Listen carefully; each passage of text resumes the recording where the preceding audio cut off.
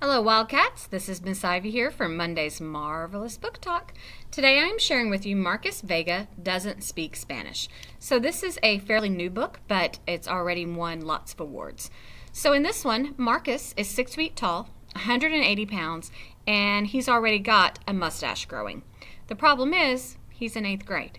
So when you're an 8th grader that looks like this, you're kind of seen as a target and as a threat. So when a fight breaks out and Marcus is possibly going to be suspended, his mother decides that they need to have a change in environment. So she loads him and his younger brother up and they head to Puerto Rico for a week. So Marcus really can't focus in Puerto Rico. He doesn't know his family or he's never even met them, but he does know that his father that abandoned him 10 years ago is somewhere in Puerto Rico.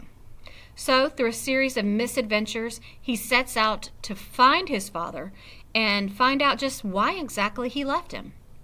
He may never find his father, but what he does discover will change his life forever. And along the way, he learns a little bit of Spanish too.